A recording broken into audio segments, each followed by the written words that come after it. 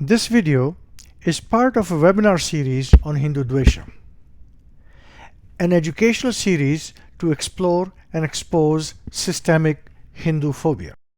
In this webinar, we will be exploring the prevalence of Hindudvesha in school textbooks. To unpack this complex subject, we have two prominent speakers in the field, Professor Kundan Singh and Shri Krishna Maheshwari.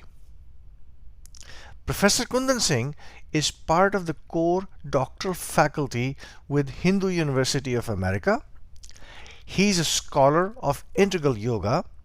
He has done extensive research, has taught and published in a variety of areas pertaining to the philosophy and psychological aspects of Hindu thought system. Our second speaker, Krishna Maheshwari, holds bachelor's and master's degrees from Cornell University in computer science and engineering and MBA from Harvard Business School.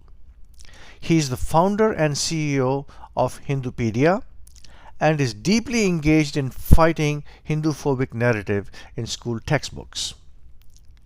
Krishna has founded a number of Hindu organizations and is a keenly sought-after speaker on the subject of Hindudvesha in the Western education system.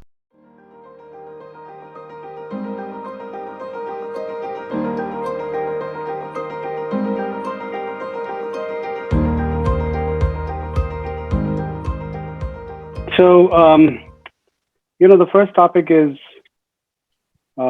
basically outlining what the problem, with the textbooks are. And as it is said, that a picture is worth 1,000 words.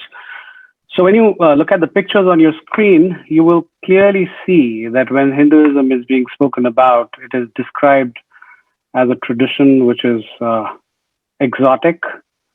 And if you look at the two children who are carrying cow dung on their heads, you will see that the message which is being conveyed is that Hinduism is oppressive. And the two diagonal pictures of the quadrant that you find basically suggests that Hindus are dirty and filthy people, being poor.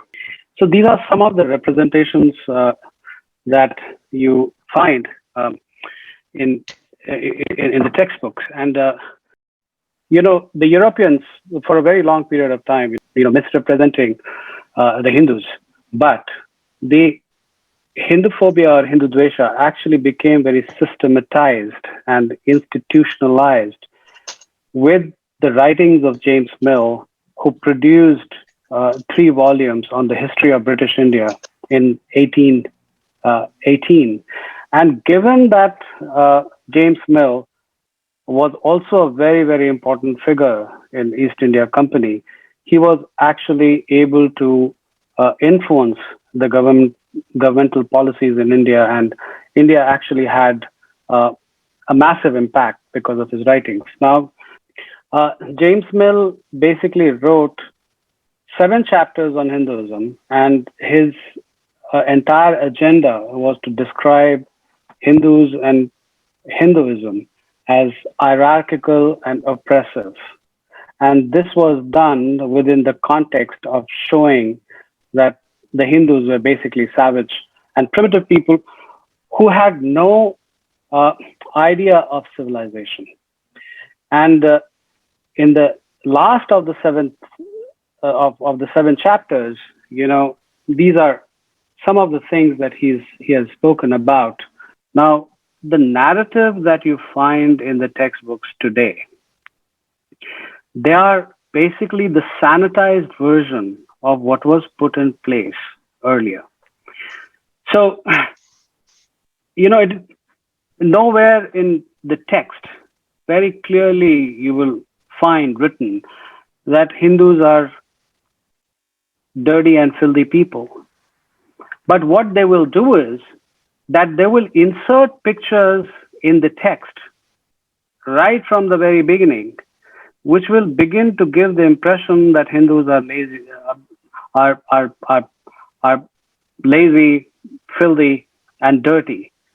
And this representation basically begins to have an impact on the children because uh, this sort of a narrative is actually introduced to them at a very, very early age. James Mill is not an individual. James Mill is a tradition. James Mill is a parampara. And this tradition has been continuing for a very long period of time and it has a direct influence on what is being written. You know, when Hinduism is basically spoken about, Hinduism is linked with caste. In fact, if you look at the sequence of chapters in school textbooks, even before the sublime or the profound ideas of Brahm, yoga, meditation, worship, bhakti, and so on and so forth are introduced, caste is spoken about first. So, what these textbooks do is that they begin orienting the students right from the very beginning, or you can say that they start prejudicing the students right from the very beginning. And as the text, moves forward, very, very important concepts like karma and dharma, they are also linked to jati and caste. And I will give you an example here where jati is basically being conflated with karma. This is from McGraw Hill's world history textbook. Beliefs such as reincarnation also made many Indians more accepting of the jati system. A devout Hindu believed that the people in a higher jati were superior and deserved their status. At the same time, the belief in reincarnation gave hope to people from every walk of life. A person who leads a good life is reborn into a higher jati. Now, this is a very interesting spin. As you would know, the idea of karma has been central not only to the Vedantic and Vedic traditions, but also to Hinduism and Buddhism and Jainism.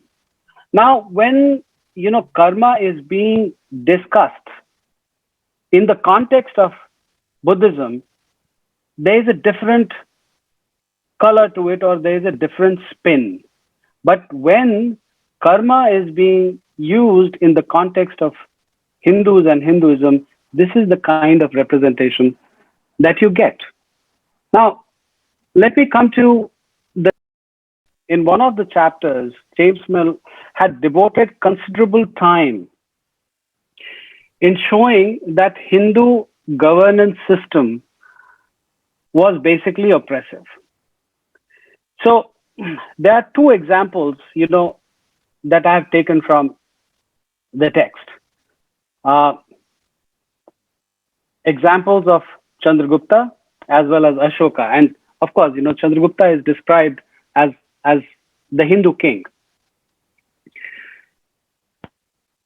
So this is the description of Chandragupta. Chandragupta was afraid of being poisoned, so he had servants taste his food before he ate it. He was so concerned about being attacked that he never slept for 2 nights in a row in the same bed. Now, how is Ashoka, his grandson, compared to him? And the comparison basically is not a comparison between the two of them, but it is a comparison between Hinduism and Buddhism, whereas Buddhism is characterized as an emancipatory or a liberatory tradition. So, what does the text read? After one battle, Ashoka looked at the fields covered with dead and wounded soldiers. He was horrified by what he saw. He decided that he would follow Buddhist teachings and become a man of peace. So Ashoka kept his promise. During the rest of his life, he tried to improve the lives of his people. Ashoka made laws that encouraged good deeds, family harmony, nonviolence, and toleration of other religions. He created hospitals for people and for animals. He built fine roads with rest houses and shade trees for the traveler's comfort. So basically, in very subtle ways, what the message gets conveyed is that Hinduism is hierarchical and oppressive, whereas Buddhism is emancipatory and liberatory. Now, what is the cause of all this? Um, Before Krishna and I jumped into the fray, uh, when this narrative in textbooks was being fought, people were basically fighting the battle on the basis of evidence. And because of our orientation, we could very clearly see that this matter was not about evidence alone, and that this battle would not be won on the basis of evidence alone. It's not that that we are denying evidence or the importance of evidence, but what we also recognized was that this entire narrative was created, crafted, fostered within the framework or paradigm of what is called Orientalism at this point in time. And people who are familiar with Orientalism, will also understand that it was basically racism which has underlined the creation of this narrative. The Western world spends a lot of time, money and resources to see to it that the discourse does not change. And that discourse is prevalent in universities.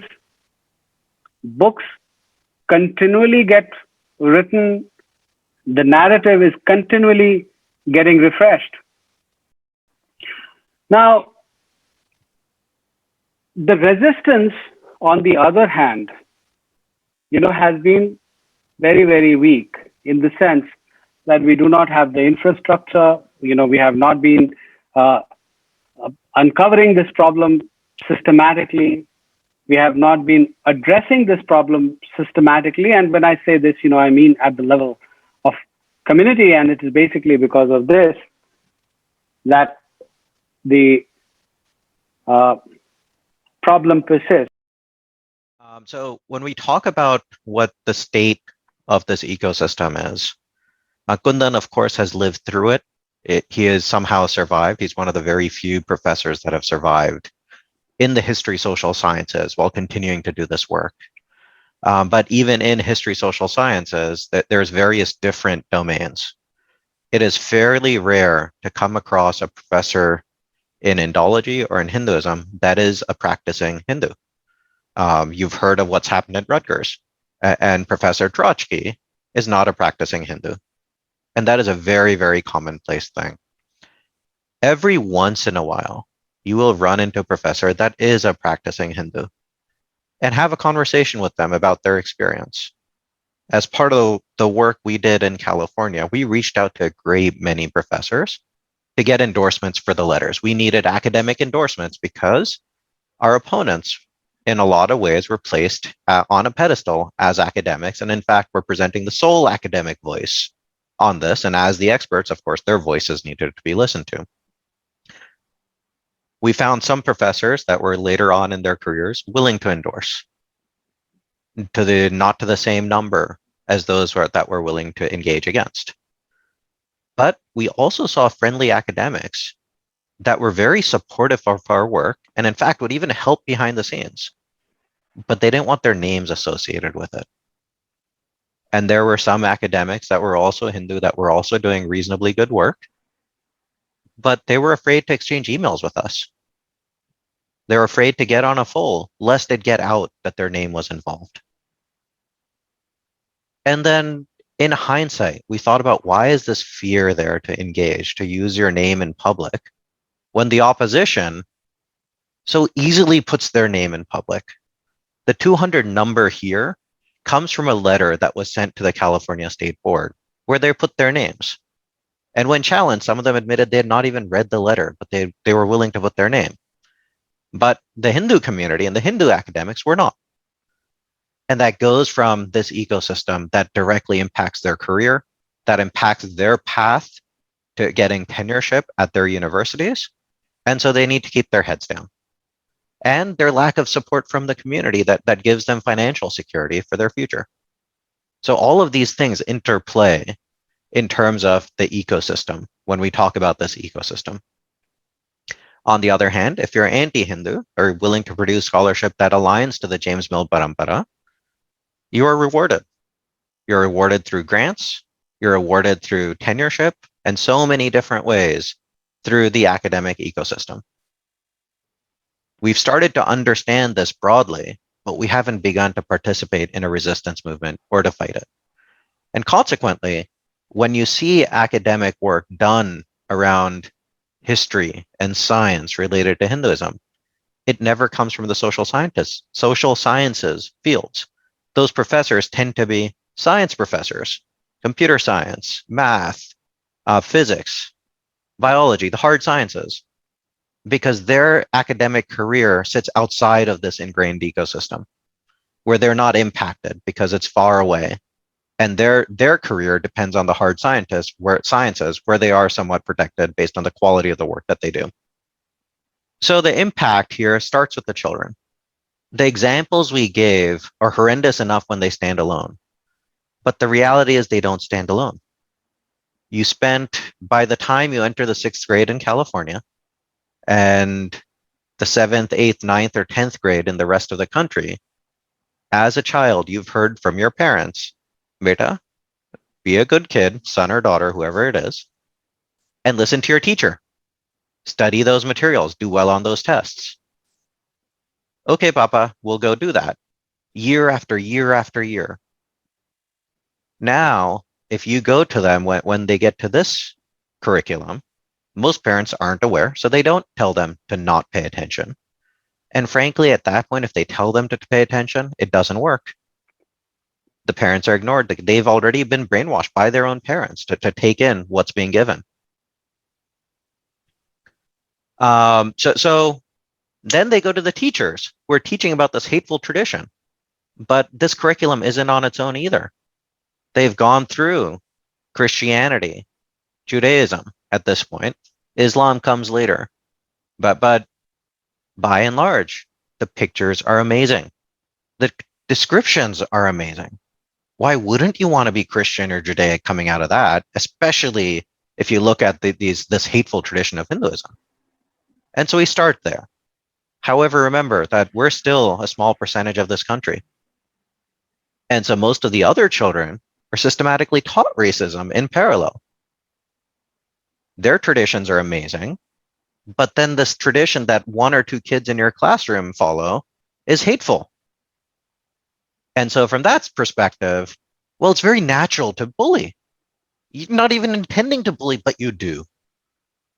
And of course, the Hindu children are being bullied. And so there's this interplay between the children that are Hindu and non-Hindu in this room in a very painful situation for these kids. What happens? They depart from the tradition. They don't always go home and say, Mummy, Papa, I don't want to be a Hindu, although we have plenty of examples of that actually happening. Many of them just veer away silently. They'll continue to go to Sunday school, but they won't believe it anymore. If we have a home practice, it gets undone as well. You don't find out about it for years. They go to college. They continue to stay away. They marry. Well, they didn't marry a Hindu, and even if they did, their kids don't end up being practicing Hindus. And in the worst of cases, they support the hateful tradition narrative. On the other side, you get shows like CNN's Believer from a couple of years ago. Yeah, the narrator wasn't Hindu, but he wasn't a racist bigot intending to be racist. He was just doing what their experts and scholars say.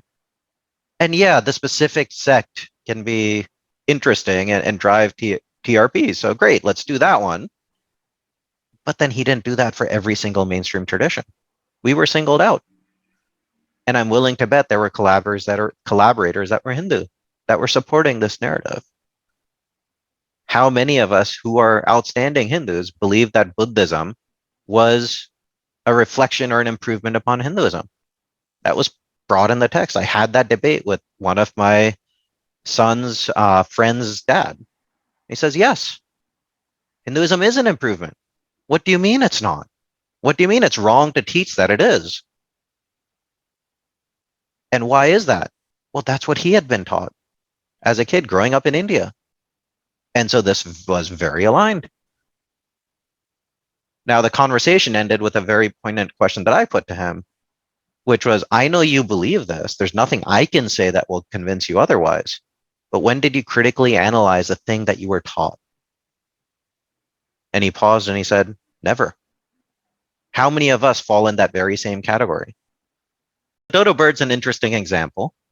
And the quote here is from a website that I didn't attribute, but the European caused the extinction of the dodo bird. They lost the ability to fly. They adapted to terrestrial life. The conformation of their body changed and their wings atrophied. There are a lot of parallels here. Yes, the Europeans did not cause the extinction of the Hindus, but we did lose the ability to fly.